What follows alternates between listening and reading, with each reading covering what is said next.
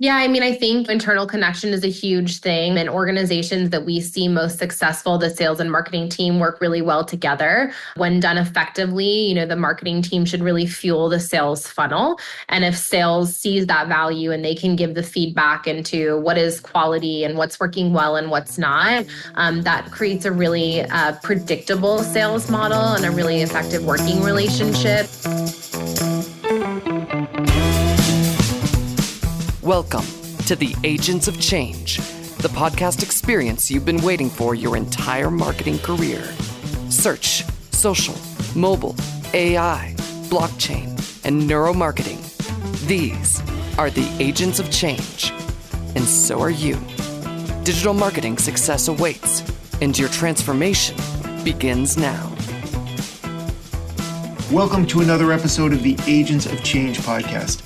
This is the podcast that helps you reach and engage more of your ideal customers online so that you can grow your business. My name is Rich Brooks. I'm your host. This is episode 556, powered by Flight New Media. Tell me if any of this sounds familiar. You're being asked to do too much at once when it comes to your marketing. You want to leverage customer insights, but you don't have the time or budget to do it well. You're trying to personalize your marketing efforts, but it feels like your audience is too diverse and creating those personalized messages just isn't in your bandwidth or your budget. Don't worry, we all find ourselves there at some point, maybe all the time. If it does sound familiar, you're going to love today's episode as we look at how you can craft a single-minded proposition in your strategic brief, which will help you focus on one key objectives so you can get more effective results from your marketing. We'll look at free and low-cost tools to gather valuable insights and practical tips for personalizing your marketing outreach and a whole lot more. Before we get to that, I just wanted to share something that's going on in my life, both personally and professionally. Right now, as I record this, it's a cool evening here in Maine, but by the time you hear this episode, I'm actually going to be down in Puerto Rico. Yeah, I'm actually going to be working and living remotely for an entire month. I'm both nervous and excited about this. The first week or so, we're going to be on vacation, but then we're going to be segueing into more of a remote working situation. Me and my girlfriend can both work remotely. She works on her own. I have obviously a company, Flight New Media. I'll be working, but it'll be the longest time that I haven't been in office since I started the company. Even back in 2018, when I decided to take a sabbatical so that I could spend more time with my daughters and took them on a road trip across America, it was only 28 days. And actually, we'll be gone for 30 days or actually 31 days from the moment we drive down to Logan to fly out, then down to Puerto Rico for about 3.5 weeks, and then out to Vegas for a speaking gig before we fly back to Boston and drive back to Maine. And yes, we have a house sitter with a very big dog, so don't even think about it. We're well protected. Now, I trust you guys. Don't worry about it. This is something really interesting, though. It's going to be a great time because I'm finally going to have time to sit down and really plan out 2025 for Flight New Media as well as the Agents of Change. I'm looking forward to kind of stepping away so that I can really think about how do we grow and how do we become a better company.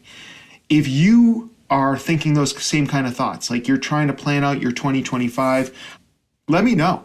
If you've got some marketing concerns or marketing goals for 2025, these are the kind of conversations that I love to have with people. You can hit reply to the email that went out. You can find me on LinkedIn at @TheRichBrooks, but would love to chat with you a little bit about kind of what you're struggling with and seeing if I can help you out. That's all for right now, but let's learn a little bit more about what goes into a strategic brief that can really drive our marketing. My guest today is Ammunition's Chief Strategy Officer, who spearheads digital transformation and media planning while crafting innovative strategies for clients. With a background in both agency and brand-side marketing, her expertise shapes the agency's direction, fuels its growth, and ensures success for clients and internal teams. Beginning her career managing agencies on the brand side, she quickly adapted to the agile environment of agencies.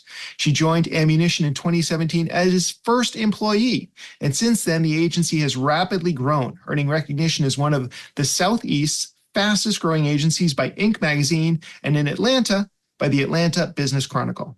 I'm excited to talk about how you can craft personalized marketing strategies with Kelly Heilpern. Kelly, welcome to the podcast. Thanks for having me. So, Kelly, let's start with right at the beginning. Let's start with creating a strategic brief to uncover consumer insights. Can you walk us through the process that you use at Ammunition?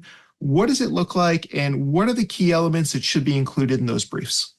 Yeah, I think that's a great question. I think it's really dependent on kind of what we call the change that the client or the brand is trying to enable, right? So maybe it's that we're trying to generate some brand awareness, or you're trying to take over some new market share as a brand, and you're trying to increase sales this quarter. I think that those objectives can be very different based on what the brand is trying to accomplish, but we try and write the brief really starting to understand what is that change or objective that we're trying to drive, because then everything should come out of that idea. Who we're talking to, what's going to be most effective, the best places in which we can connect and reach them in order to drive that measurable impact. And we really kind of start with that who, what, when, where, why type questions that you probably reflect back to in elementary school days. And then we dive deeper into each of those questions in order to make sure that we have as granular of insights as we can in order to ensure that connectivity is happening with the audience that we're trying to reach in order to drive that measurable change.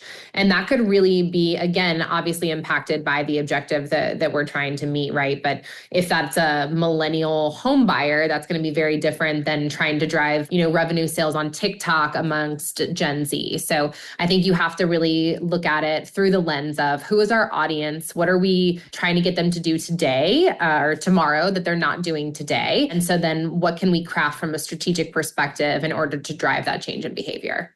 Talk to me a little bit about how you gather all this data. Like, obviously, you're going to talk to your client, who's the business, but you also do research and do interviews with the client's customer base. And what does some of that research look like, and what are you looking to uncover during that process?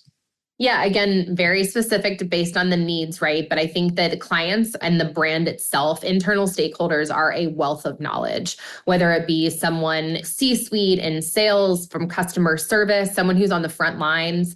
A really great, strong customer that you have as a brand is a great resource to understand, why did you choose us? Why do you stick with us? Why would you select us over other competitors in the space? And similarly, potentially clients that you've lost or that didn't select you. If you have a CRM where you could follow up with those kind of lost leads, those are great free ways to create some research and insights via a network that's already at your fingertips. I would say the good old World Wide Web is another great resource for us in doing what we would call kind of desk research. What can we uncover that's already out there in order to understand what's going on in the industry as it relates to trends and insights? Keyword tracking within Google, monitoring those types of things are really helpful in kind of forecasting. Is there seasonality we need to be mindful of?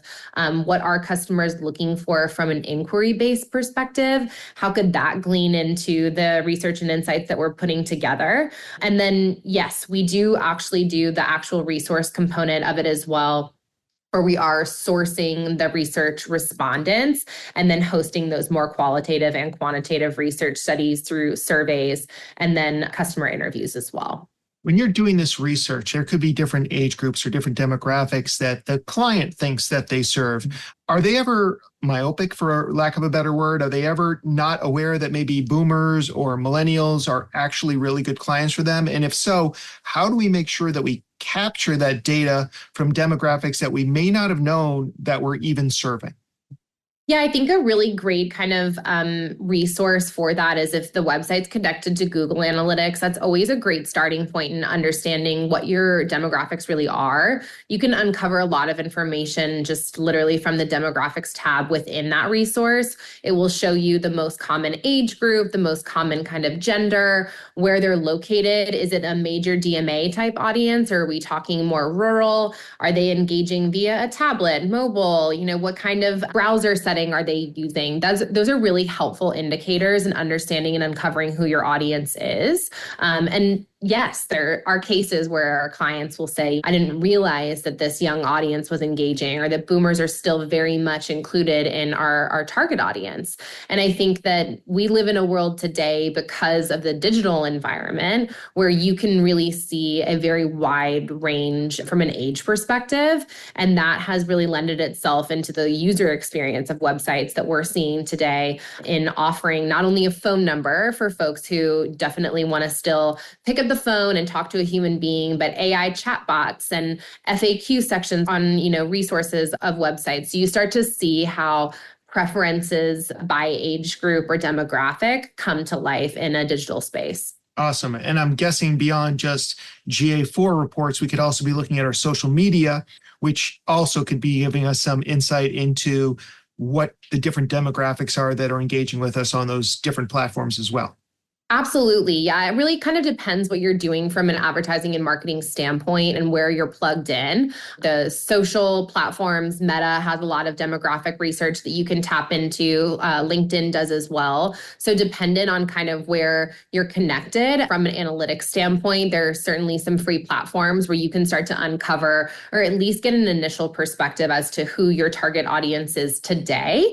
If it's not who you want it to be, then that's kind of your first insight, right? And maybe we want to expand as it relates to who we're reaching and who we ultimately want to bring into the fold from a targeting standpoint. But you can get a solid picture of what does our audience look like today. And if we want to change that tomorrow, then that becomes part of that objective within the strategic brief.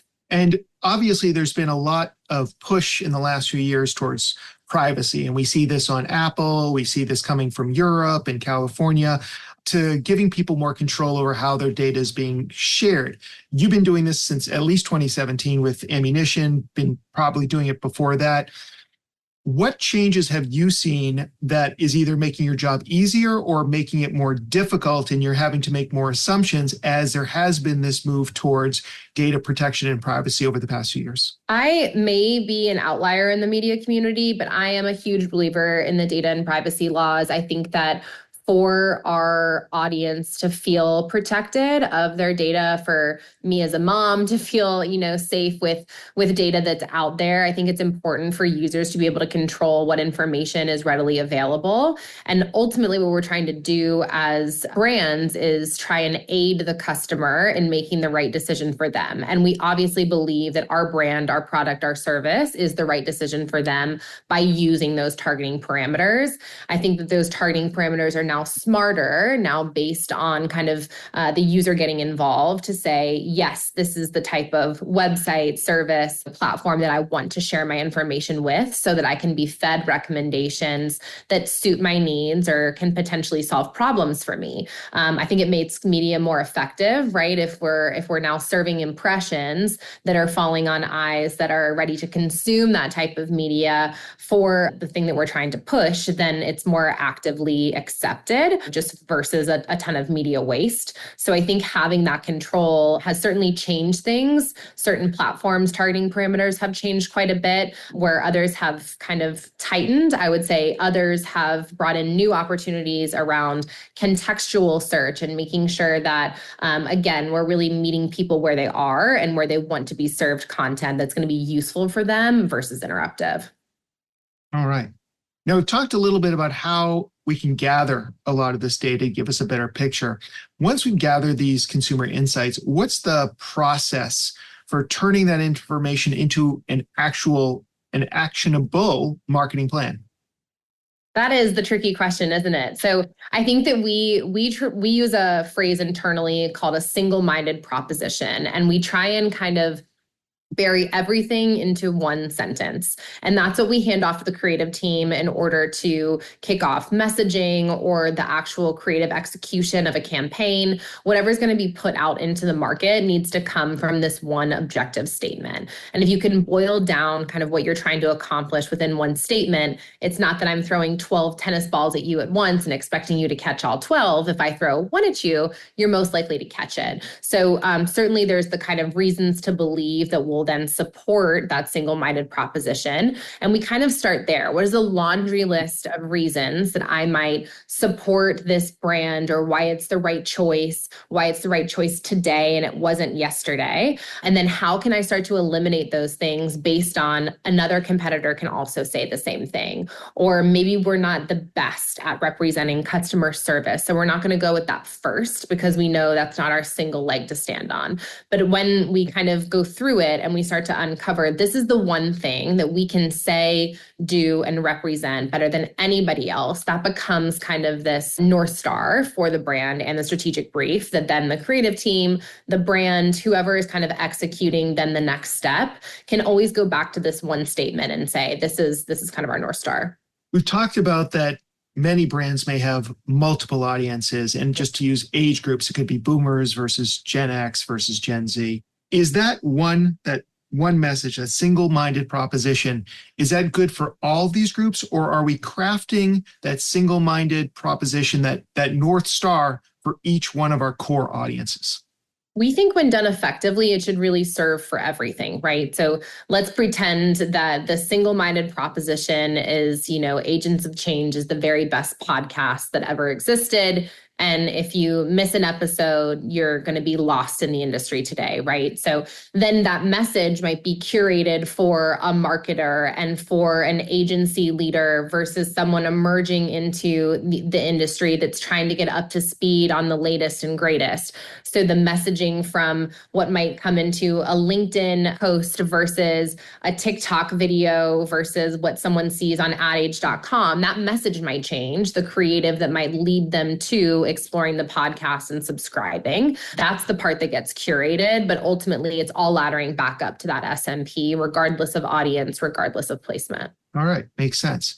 So you work with large brands, but obviously there's a lot of small business owners and the marketers who work for them tuning in. How can they target or create marketing messages for multiple target audiences, boomers versus Gen Z, within a limited marketing budget and within limited time that they have to run their businesses? Any tips there? Yeah, I think that we hear a lot from an agency perspective, and then we communicate a lot with the brands that we work with that creative fatigue is a thing, right? So when you're kind of in the mindset of strategic planning for the next fiscal year or your next calendar year, however that works for your brand, I would really think about what are the kind of key influencers in the process. And if you can boil that down to the top 3, top 5, in order to make sure that it really is going to be the most effective group of people for your brand and then your kind of problem to solve, that's a great place to start. And for us, because we work in a lot of home and building spaces, I think, the homeowner needs to hear a different message than the contractor, than the builder. And if we can create a circle of trust with each audience group in a net neutral way, but meaningful to each of them, all laddering back up to that SMP, that's really going to make what we say and do effective. And I think you can templatize your approach. Let's pretend it's an email follow-up to them visiting your place of business. You can say, thank you so much, builder, and it's customized with these 3 resource links, where that's going to make a lot of sense for them to see spec sheets and CADs and whatever that might be. And for a homeowner, it might be beautiful product design brochures. So just really thinking kind of from the user's mindset of what's going to be most effective or useful to them. And I think that little touch of personalization, even if you take it through a templated approach, is really helpful in creating that deeper connection, engagement with the brand. All right. Now, we've talked about changes like privacy, and then, of course, there's the evolution of AI, and there's just always something going on. So I'm guessing that these briefs are not set it and forget it. They're not written in stone. Is there a right time that we should go back and take a look at our briefs and say, is this still serving me? Or do I need to go back out and interview more of my clients, more of my customers, or do additional desk-based research? Always. I think that we look back at the brief at every step of a deliverable. So whether that be we're using a brief in order to drive a new sales deck. Okay, great. Do we feel like now that the sales deck has been produced, it is delivering against the objective of the brief? Amazing. And then a quarter later, once the sales team has really used it in order to enable the new sales process, do we feel like it is effective in doing what we were trying to accomplish, not in just what the brief says, but the business objectives that are listed within the brief? Is it driving 10% net new sales closure or whatever that might have been called out? So I think that looking at back at the brief on a regular basis in order to hold it accountable to the objective that you're trying to solve is a frequent and often visited process. And then once that objective has been met, that's the next time to refresh and say, now as a business, or maybe it happens before things change like that, right? Where you say, we've got a new business objective. We either need to scratch this brief or we need a net new brief that's going to help us accomplish a new objective. Now, how can we write a brief that can help us really set after that goal? Do you have any tips on how we can take these briefs and these North Star messages or the single-minded proposition and make sure that everybody on the team, both internally and externally, are playing from the same playbook? Because sometimes we may have this great idea in our head, but it's not necessarily being repeated by all the frontline employees. Yeah, I mean, I think, internal connection is a huge thing. And organizations that we see most successful, the sales and marketing team work really well together. When done effectively, the marketing team should really fuel the sales funnel. And if sales sees that value and they can give the feedback into what is quality and what's working well and what's not, that creates a really predictable sales model and a really effective working relationship. So I would say for brands big and small, just making sure that all of the kind of internal stakeholders are aligned to what is the objective that we're trying to meet, what are those key business objectives, what are the marketing objectives, and what are the customer objectives, and can we draw a dotted line between each of those in order to make sure that they all feel like they're working from the same playbook. That's when we see internal and external communications and teams functioning best together. All right. Now, I know that Ammunition tends to work with larger brands. Could you share an example of how you've leveraged some of these consumer insights and created maybe a more personalized or impactful marketing campaign with one of your clients? You don't have to share their name or anything, but just, to kind of give us an idea of how that might work. Yeah, absolutely. So we work with a really big insurance company, and they actually have a SaaS product that they use with their contractor builder network that helps them get to estimates much quicker as part of filing an insurance claim. And they came to us with a nice media budget and an opportunity to say, we want to convert this group of folks from kind of a standard subscription to a pro subscription to drive some increased sales. And we were able to come back to them and say, we think the best strategy here is really to use email marketing of your existing list. Let's not put any money behind it. Let's use, what we have in order to create an upgrade type campaign, special limited time offer for your existing network. And we were able to double their sales goals in half the amount of time that they were aiming to do so. So I think the case there is really just looking at what's available to you from a resource perspective as a marketer, as a brand, what's free. We talked about Google Analytics as being a research tool, right? That's really easy to hook up into your website. And once you've kind of got a string to pull on, I would encourage, brands and leaders to really look for opportunities in order to pull at those strings and until they reach a dead end, and effectively create some change or uncover the variables that they need to dig in deeper with those cost-effective strategies and metrics, before you go into a big research project, because I think you can get a lot of those insights just on the offset. Nice. And probably any benefits can go to fund some of those bigger research projects. So, absolutely. what KPI should we be tracking to monitor the effectiveness of this kind of work? Rich, you're not going to like this one because it's just so custom for everything, right? So I think that, there are a lot of brands, there's a lot of agencies that use what I call vanity metrics in order to make their media plans look really great. You can garner 60 million impressions, but if those impressions didn't do anything, then it doesn't really feel meaningful. So I think that aligning KPIs within the brief from the offset is a really good way of ensuring that the project or whatever you're setting to accomplish is effective. If you want to increase sales, don't just say that. Increase sales by 15% by Q3. Be very straightforward as to what you're trying to do, because whether you're working with internal teams in order to accomplish that or you're working with your agency, there become pacing reports, there become very clear signals signals when things are working and not working. And that allows you to be most effective as a marketer and a change maker in order to say, we need to pull some different levers. We need to call an audible on, this component of the marketing strategy because it's not holding us accountable for the goals that we're trying to meet. Or this component of the plan is working so well, we're going to reallocate these funds that aren't working as effectively and put it into a funnel that is really driving success for the brand and helping us meet those goals. So I would just say from a KPI perspective, it could be clicks, it could be impressions, it could be CTR, it could be, leads generated, leads closed, sales, ROAS. It could really be anything. I would just make sure that whatever it is, it's very specific and it's time-based so that you can really hold yourself accountable to meeting them. Nice. All right. Kelly, what are some of the common pitfalls that you see businesses make when they're trying to implement this data-driven, insights-focused marketing approach?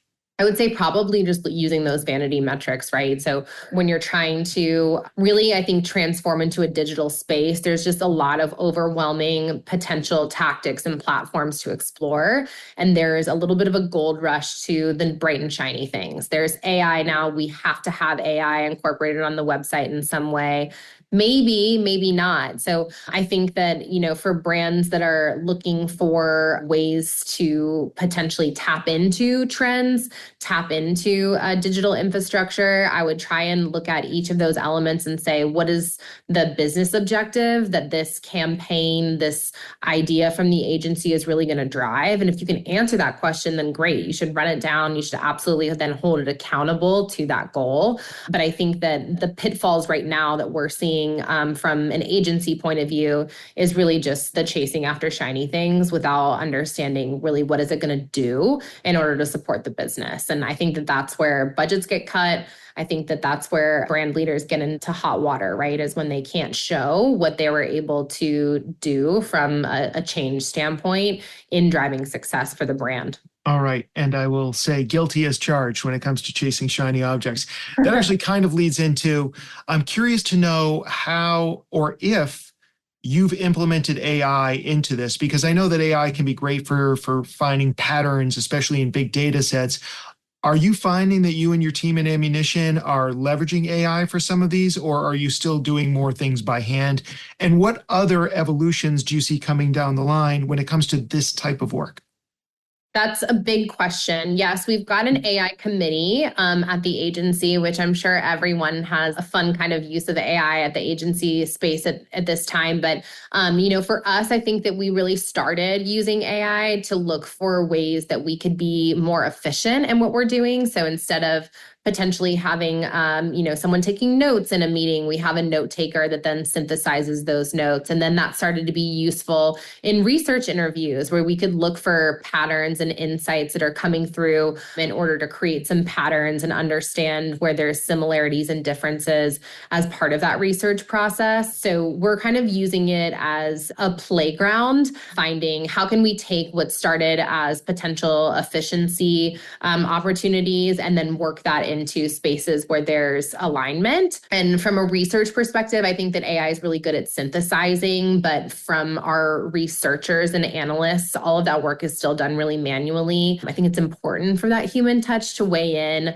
on the data and the metrics and understand the why behind certain numbers and metrics changing. But when it comes to, summarize this PDF and give me the cliff notes that I might need in order to understand the gist of what we're trying to accomplish here, we found that to be super effective. We have an in-house production team. They're using it quite a bit to get through all video content. And I think that that's made video much more approachable from both a cost and implementation standpoint in the world of short form video. So we're really using it across the agency in a multitude of ways. But I think for clients to use it most effectively, really look for those easy ways of what are, simple tasks that could be done a lot faster if I didn't have to do it by touch, and then find similarities between that writing an email, taking notes type opportunities and work that into your typical workflow. Awesome. Kelly, this has been very insightful and very helpful. If people want to learn more about you, if they want to learn more about ammunition, where can we send them? You can find us at ammunition.agency. You can also find us on LinkedIn at Ammunition Agency, and you can find me on LinkedIn, Kelly Heilpern. Excellent. And Kelly's links will be in the show notes. And I want to thank you very much, Kelly, for coming by today. Thank you for having me. It was great talking to you.